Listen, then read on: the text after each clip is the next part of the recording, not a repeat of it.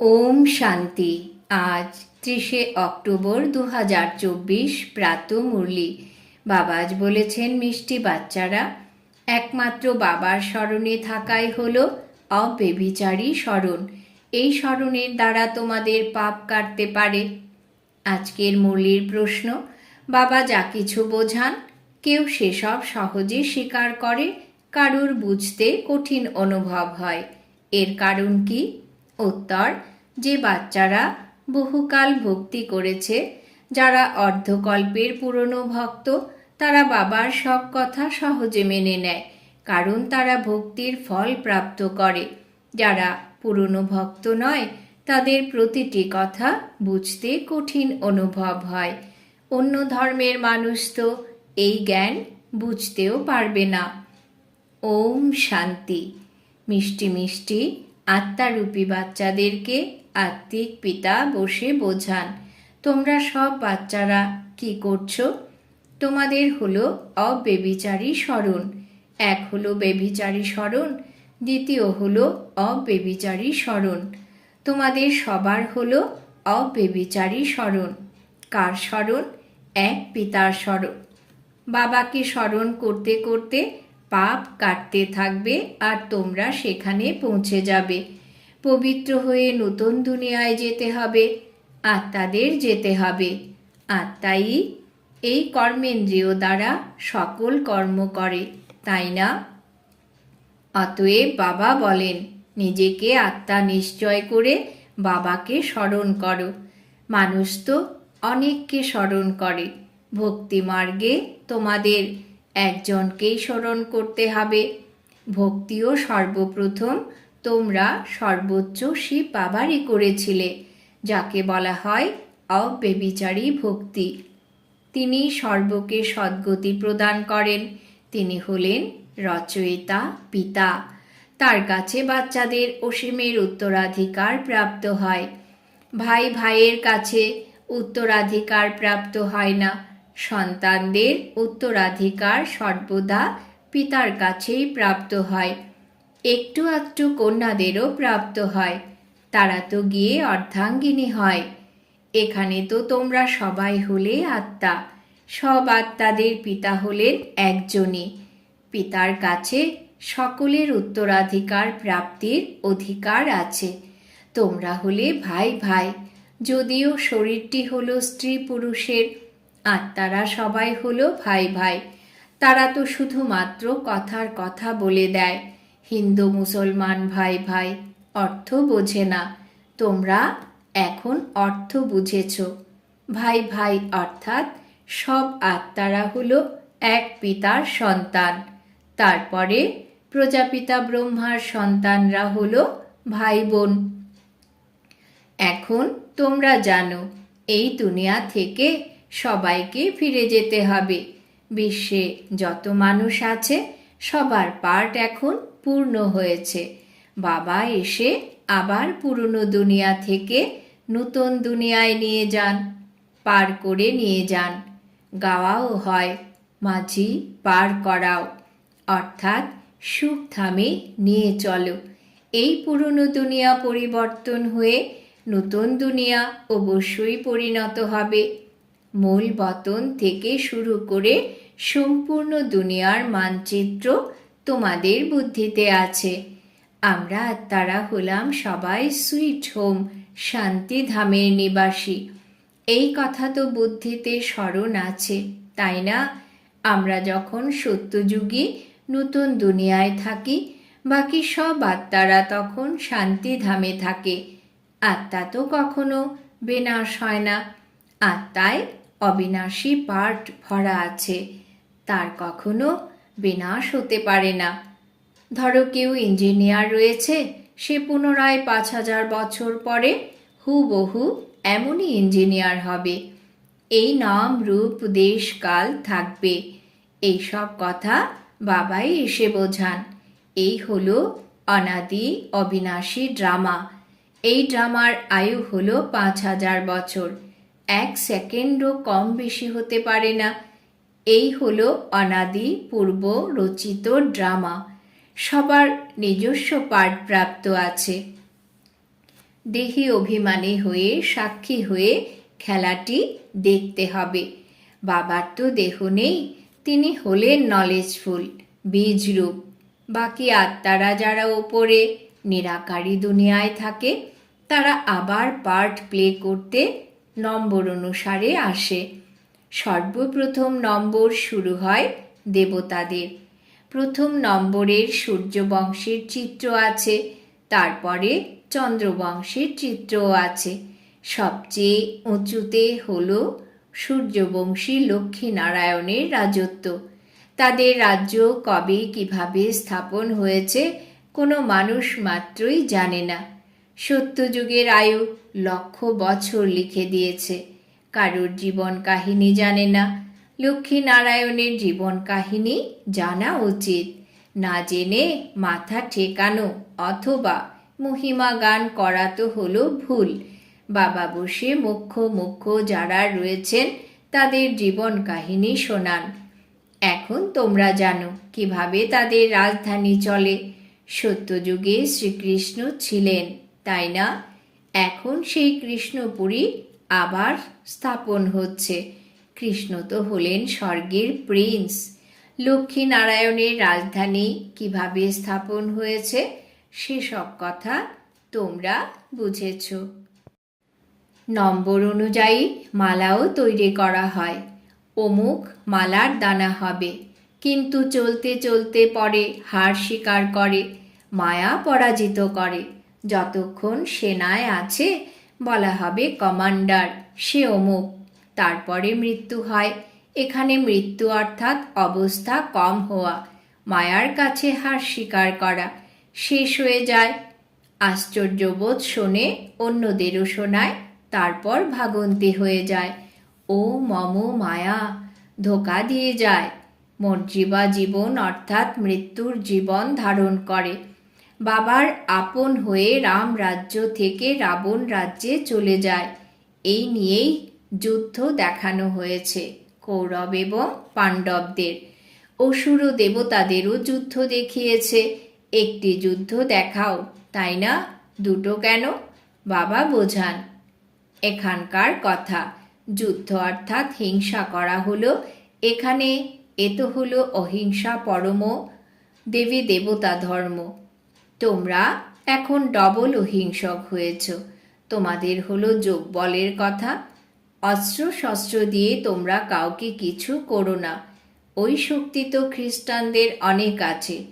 Russia ও America হলো দুই ভাই।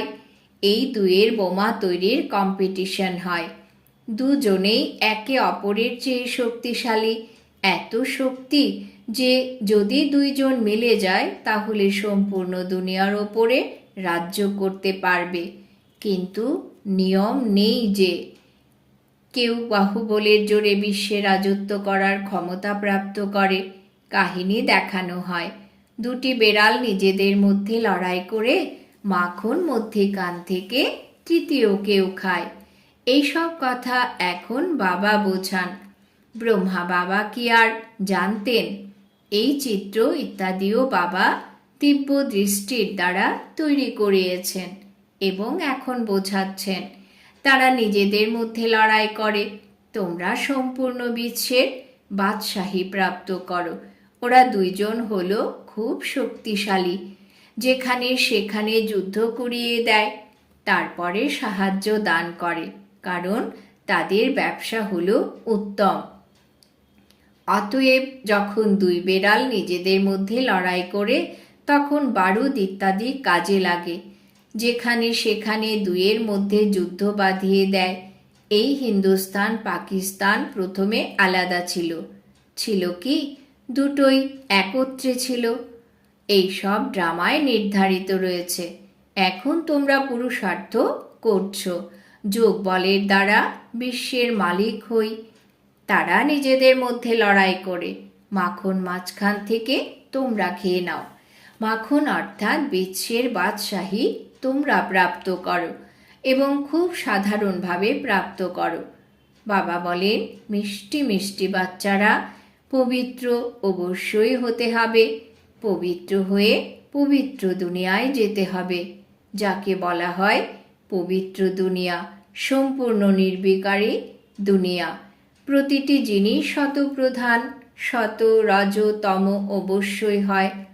বাবা বোঝান, তোমাদের এই বুদ্ধি ছিল না, কারণ শাস্ত্রে লক্ষ বছর বলে দিয়েছে ভক্তি হলো অজ্ঞান, অজ্ঞান অন্ধকার। এই কথাও তোমরা কি আগে জানতে? এখন বোঝাও। তারা তো বলে দেয় কলিযুগ এখনো 40,000 বছর আগেও চলবে। আচ্ছা, 40,000 বছর পূর্ণ হয়ে তারপরে কি হবে এই সব কেউ জানে না। তাই বলা হয় অজ্ঞান অন্ধকারে নিদ্রায় আচ্ছন্ন। ভক্তি হলো অজ্ঞান, জ্ঞান প্রদান করেন একমাত্র বাবা, জ্ঞানের সাগর। তোমরা হলে জ্ঞানের নদী। বাবা এসে বাচ্চাদের অর্থাৎ আত্মাদের পড়ান। তিনি হলেন পিতাও, টিচারও, সদ্গুরুও। অন্য কেউ এমন বলবে না। ইনি আমাদের পিতা, টিচারও, গুরু। এ হলো অসীম জগতের কথা। তিনি অসীম জগতের পিতা, টিচার, সদ্গুরু। স্বয়ং বসে বোঝান, আমি তোমাদের সুপ্রিম পিতা, তোমরা সবাই আমার সন্তান। তোমরাও বলো, বাবা তুমি সেই বাবা। বাবাও বলেন, তোমরা কল্প কল্প মিলিত হও। অতএব উনি হলেন পরম আত্মা, সুপ্রিম। তিনি এসে বাচ্চাদের সব কথা বোঝান। কলিযুগের আয়ু 40,000 বছর, আরও আছে বলাটা একেবারে গল্প। 5,000 বছরেই সব এসে যায়। বাবা যা কিছু বোঝান তোমরা বিশ্বাস করো, বুঝতে পারো। এমন নয় তোমরা বিশ্বাস করো না। যদি বিশ্বাস না করতে তবে এখানে আসতে না। এই ধর্মে না হলে বিশ্বাস করবে না। বাবা বুঝিয়েছেন সব কিছু নির্ভর করছে ভক্তির ওপরে। যারা অনেক ভক্তি করেছে তাদের ভক্তির ফলও তো প্রাপ্ত হওয়া উচিত। তাদেরই বাবার কাছে অসীম জগতের অবিনাশী উত্তরাধিকার প্রাপ্ত হয়। তোমরা জানো আমরা সেই দেবতা বিশ্বের মালিক হই। কয়েকটি দিন বাকি আছে। এই পুরনো দুনিয়ার বিনাশ তো দেখানো হয়েছে। অন্য কোনো শাস্ত্রে এই কথা নেই। একমাত্র গীতা হলো ভারতের ধর্মশাস্ত্র। প্রত্যেককে নিজের ধর্মশাস্ত্র পাঠ করা উচিত এবং ওই ধর্ম যার দ্বারা স্থাপন করা হয়েছে তার সম্বন্ধে জানা উচিত। যেমন খ্রিস্টান বা খ্রাইস্টের সম্বন্ধে জানে, যেমন খ্রিস্টানরা খ্রাইস্টের সম্বন্ধে জানে, তাকেই মানে, পুজো করে। তোমরা হলে আদি সনাতন দেবী দেবতা ধর্মের, তাই দেবতাদের পুজো করো। কিন্তু আজকাল নিজেদের হিন্দু ধর্মের বলে দিয়েছ। তোমরা বাচ্চারা এখন রাজযোগ শিখছ। তোমরা হলে রাজ ঋষি, তারা হলো হঠযোগ ঋষি। রাত দিনের তফাৎ। তাদের সন্ন্যাস হলো কাঁচা দৈহিক জগতের, শুধু ঘর সংসার ত্যাগ করার। তোমাদের সন্ন্যাস হলো বৈরাগ্য, অর্থাৎ সম্পূর্ণ পুরনো দুনিয়া ত্যাগ করার।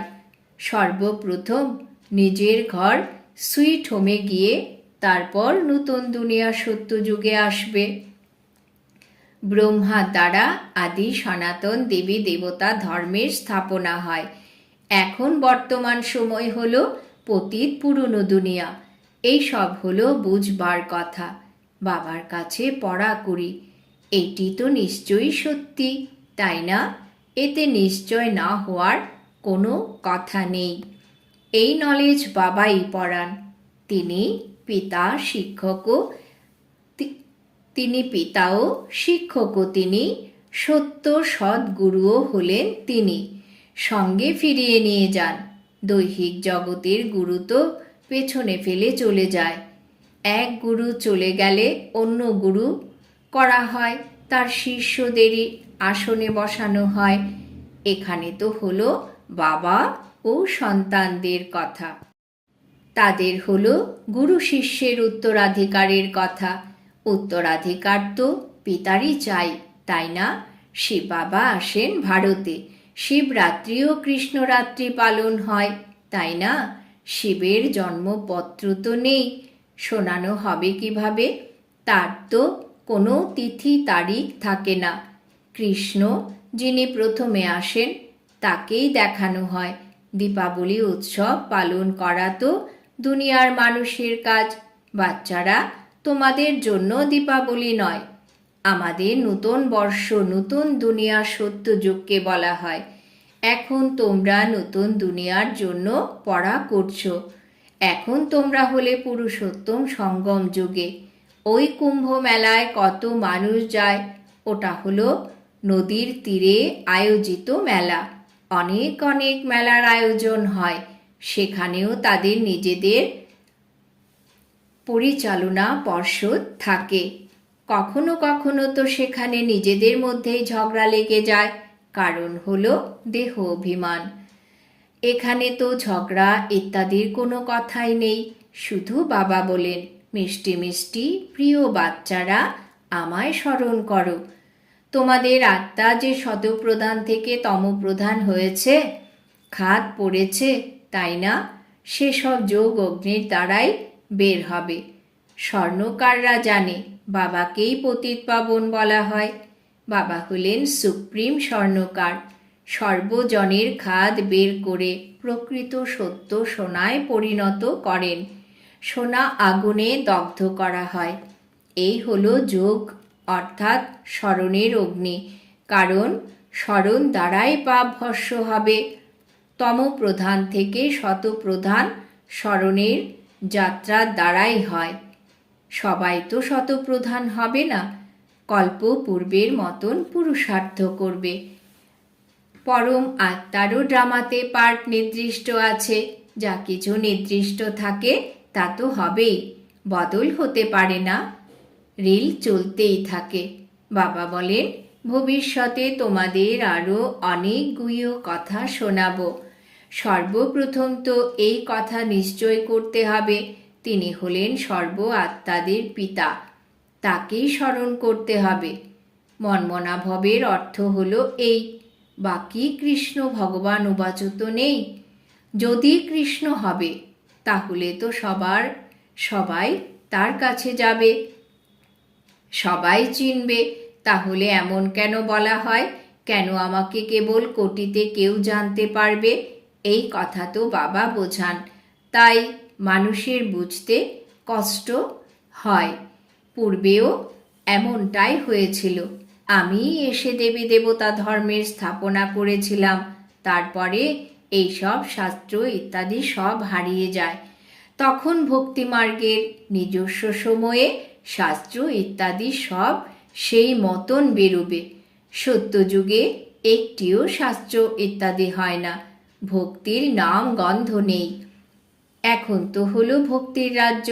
সবচেয়ে বড় উচ্চ পদের হলেন যিনি শ্রী শ্রী 108 জগৎ গুরু রূপে পরিচিত। আজকাল তো 1008ও বলে দেওয়া হয়।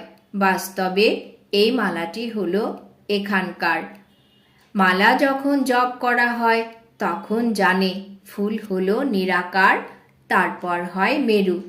ব্রহ্মা সরস্বতী যুগলদানা, কারণ প্রবৃত্তি মার্গ যে। প্রবৃত্তি মার্গের মানুষ নিবৃত্তি মার্গের বাবা বলেছেন, প্রবৃত্ত মার্গের মানুষ নিবৃত্তি মার্গের গুরু করে। সেই গুরু কি দেবে? হঠযোগ শিখতে হয়। সেসব তো অনেক রকমের হঠযোগ। রাজযোগের হলো একটি প্রকার, স্মরণের যাত্রা হলো এক, যাকে রাজযোগ বলা হয়। বাকি অন্য সবই হলো হঠযোগ। শরীরের সুস্থতার জন্য এই রাজযোগ বাবা শেখান। আত্মা হলো প্রথমে, পরে হলো শরীর। তোমরা আবার নিজেকে আত্মা ভাবার পরিবর্তে শরীর নিশ্চয় করে উল্টো হয়ে পড়েছ।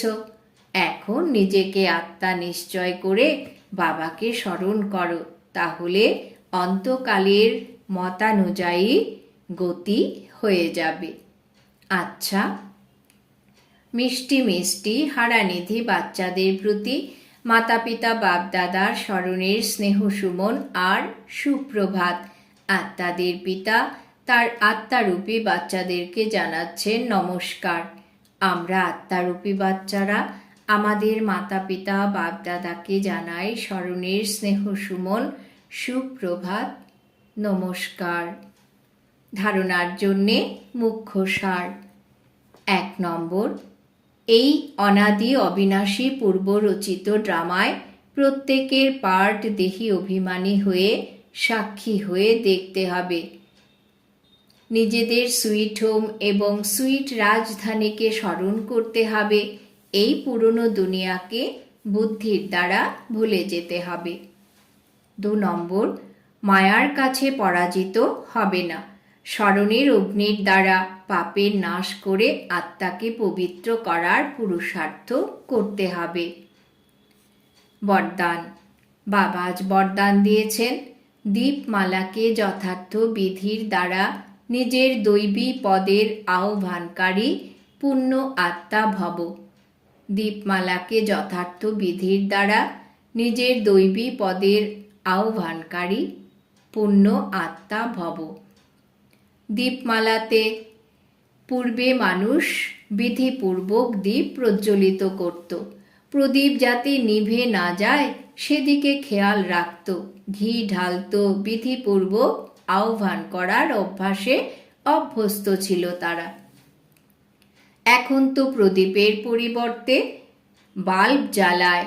দীপমালা উদযাপন নয়, বরং মনোরঞ্জন হয়ে গেছে। আহ্বানের বিধি বা সাধনা বাদ চলে গেছে। স্নেহ সমাপ্ত হয়ে কেবল স্বার্থ রয়ে গেছে। সেই জন্য যথার্থ দাতা রূপধারী লক্ষ্মী কারোর কাছে আসে না।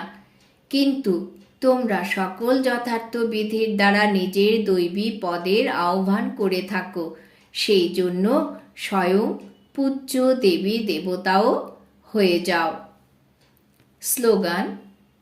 সর্বদা অসীম জগতের বৃত্তি, দৃষ্টি আর স্থিতি হলে পরে তবেই বিশ্ব কল্যাণের কার্য সম্পন্ন হবে।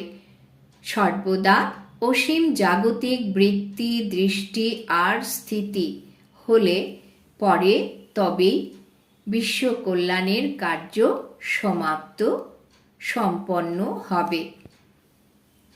আজকের সমান আমি পূর্ণ আত্মা। ওম শান্তি।